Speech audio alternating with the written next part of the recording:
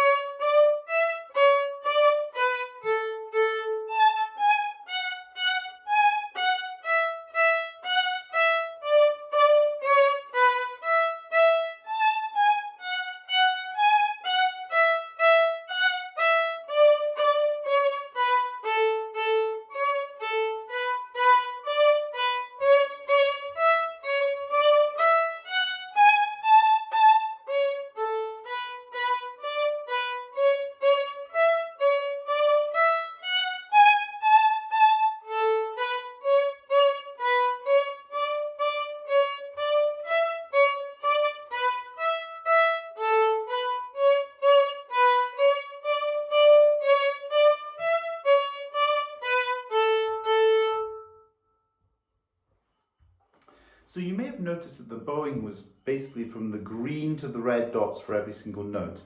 And we're trying to make the notes as ringy as possible. And we're going to explore that idea of the ringy note. Another way of describing it is resonance, creating resonance in that note. So I'm going to do that first by plucking a string. So if I pluck the A string, after I've finished plucking it, the note rings on, and you can hear that ring. I'll come closer so you can actually hear the constant resonance that happens after the note. So if I use my bow and I play a short A and then take the bow off, you can hear that same resonance. And we'll do it again.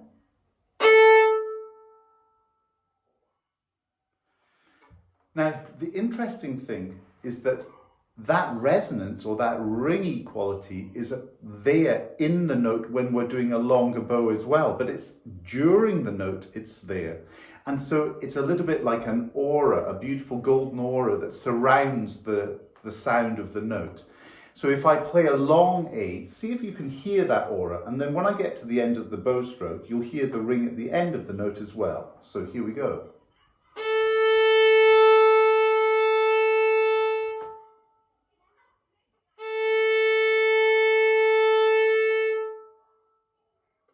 And we call that a spun note. Now, we're going to do a little warm-up for perpetual motion where we're going to explore that. So I'm going to pluck the string, and then I'm going to play the note with the bow, and then let the bow come off the string. And when I play with the bow, I'm going to try and hear that ringy quality of the note during the note as well as after the note. So here we go, A major, and that's the key of perpetual motion. I'm going to play open A, and then with plucking, then with the bow. Here we go. Ready, play.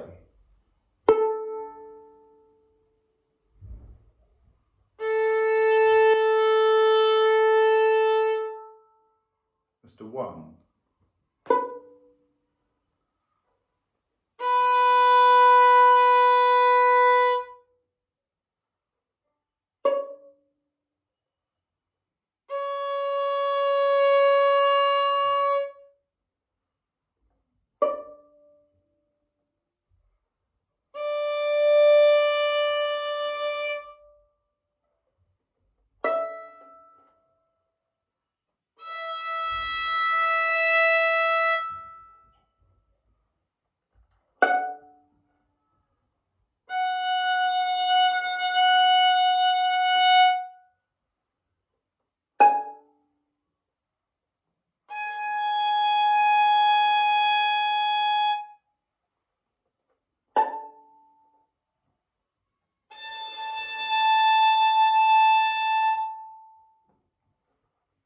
Now, if you can get used to hearing that ring in the sound, it's one of the fastest ways of enhancing your tone or your sound quality generally in your playing. And it's something that we need to learn early on, because gradually we start to connect how something feels to how it sounds. And it's the feeling in the hand the arm, the body, but also the feeling of contact of the hair of the bow on the string. It's the speed and the weight that we put in. It's that combination that creates this spun quality in the sound. And we need to vary that and experiment with it so that we get exactly the right sound that we want for whatever piece we're playing. So now let's look at how we can apply that to this piece. The first thing I would do is I'm going to start to separate my left and my right hands when I'm learning this piece. And so I'm going to look at the bowing first. The bow is the most important part of violin playing because it does so many things. For instance, the expression is coming from the bow, the rhythm is from the bow, the sound quality is from the bow, the articulation, it's from the bow, the dynamics, it's from the bow. The left hand changes the pitch and it can enhance what the bow's doing with vibrato if you're at that stage. But it's a little bit more basic actually than what the bow has to do. The bow's work is very subtle and expressive, and it needs a lot of sort of curiosity and work to develop the ideas. So I'm going to just look at the first bar, which is all on the A string, 8 A's going from green to red stickers. With this curve in the bow stroke, I'm trying to let my elbow and arm sink and then release like this.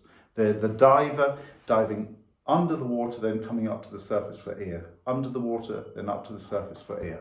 Here we go. So 8 of them. 7, 8.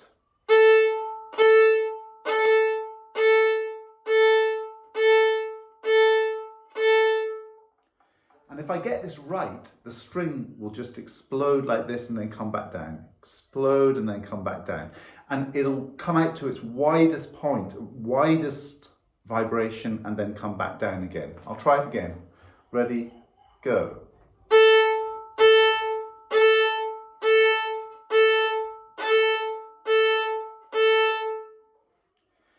And now I'm going to look at something else in this, because there are other aspects to violin playing, like string crossing, which again, the bow is in charge of this. So we have to look at where the string crossing happens. So if I take something like if you've got your music there, bar 6 goes E, E, A, A, A, A, E, E. So I'm going to try and do that with the string crossing now, still getting that wide vibration on the strings. Ready, go.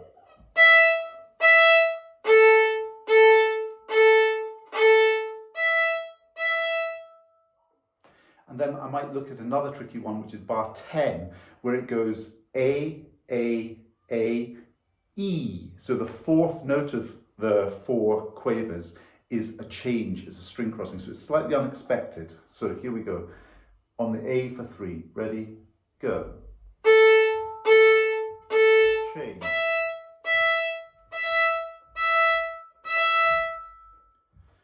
So there's my principal focus, and I would just mix different bars. I would try different bars each day, but I'd always be working at the sound that I was creating with this particular bow stroke. Now we're going to look at the melody, and before I actually play what's written in that and learn what the notes are, I'm going to actually look at what the raw or basic melody of this piece is, because it has quite a nice kind of linear melody that goes up and down. So here it is. This is the raw melody. It starts on A. Ready, go.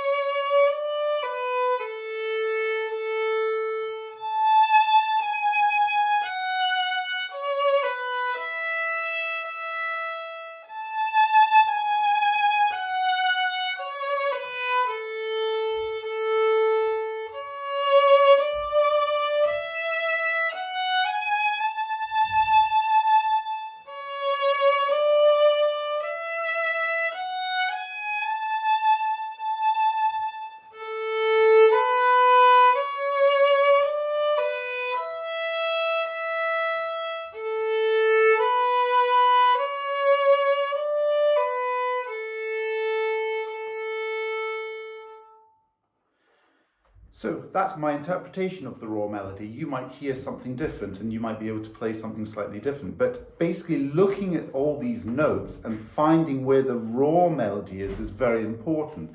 And once we've got that, then we can add the notes which are decorations in between. So that's what we're going to do right now. Now, we already looked at the bowing, so I don't want to affect what I've been doing in creating these curves with the bow stroke by doing something which concentrates on the left hand when I'm not sure about the left hand. So I'm going to put the bow down for a second and I'm going to learn the notes with pizzicato. This is one of the options that we can do. So here I go. The first 4 notes, I'm going to go through the piece little by little. I do it in blocks of 4. But once you start to memorize the block of 4, you could then try block of 8, and then you could try a block of 16. You could just elongate what you're doing as you see fit. So the first 4 notes are A, 1, 2, 2. And I'm still listening for that ringiness in between each note as I play. So A, 1, 2, 2. 1, 2, 3, 3. 2, 3, 4, 2. 3, 1, E, E.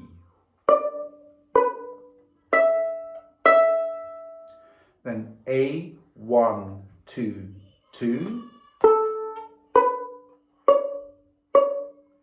1, 2, 3, 3. 2, 3, 4, 2.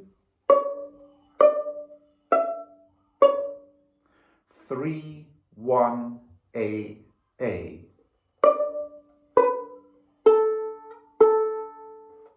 That's the first part.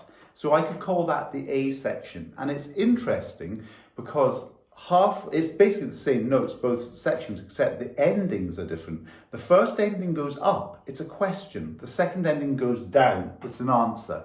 So here's the first question.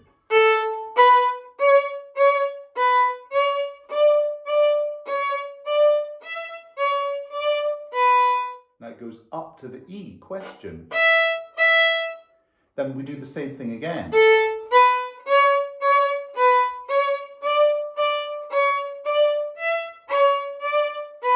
This time it goes down to the open A, answer. So we've got a dialogue going on between these 2 sections, and it's in beautiful symmetry. It's a 4-bar phrase. So the next 4 bars are similar, and we'll call it the B section. So they have a question, and then they have an answer as well, which does the same thing. The question goes to the E, the answer goes down to the A string. So this one, I'm going to use the bow this time to learn the notes, and I'm going to do 2 hiccups like this. So I'm using a completely different bow stroke from the one which I'm eventually going to use. So 3, 2, 1, 1 on the E string, go. 2, 1, E, E. 1, E, 3 on the A, 3 on the A.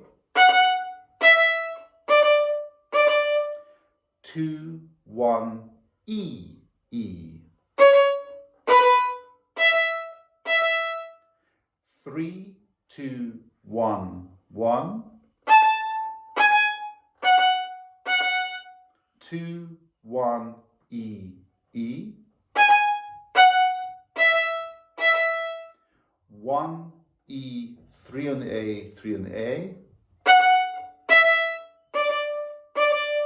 2, 1, A, A.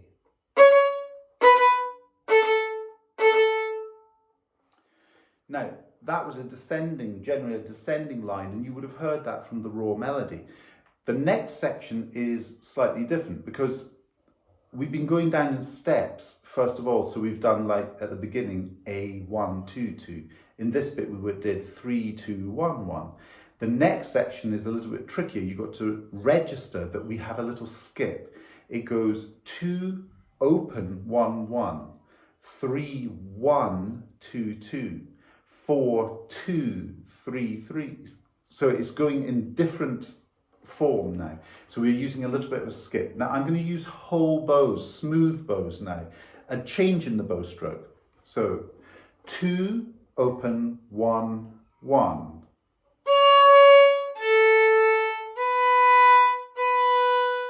3 1 2 2.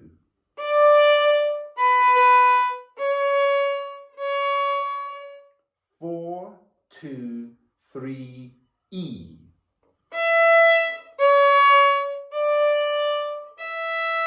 1 2 3 3 on the E. Then it does exactly the same thing again. So 2 open 1 1. 3 1 2 2.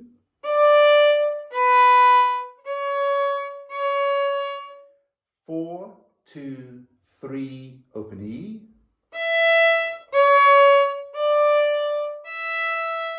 1 2 3 3.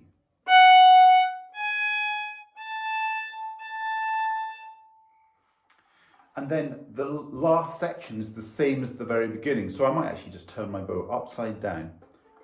Open 1 2 2.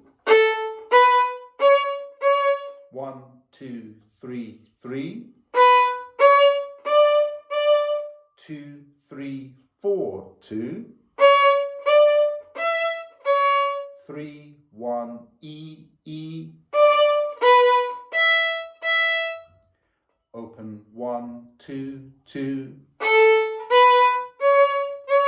1 2 3 3. 2 3 4 2. 3 1 A.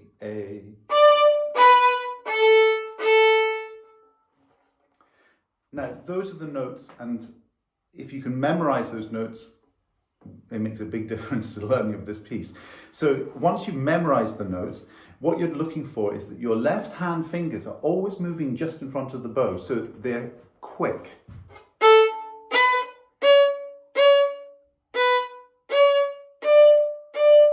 So you can see that my fingers are just trying to move in front of the bow. So it's always going fingers, bow, go, fingers, bow, go. If you don't get that, you get lack of coordination. You hear, and it's untidy. This is a very clean piece. It's like little steps of a cat on a wall, very delicate.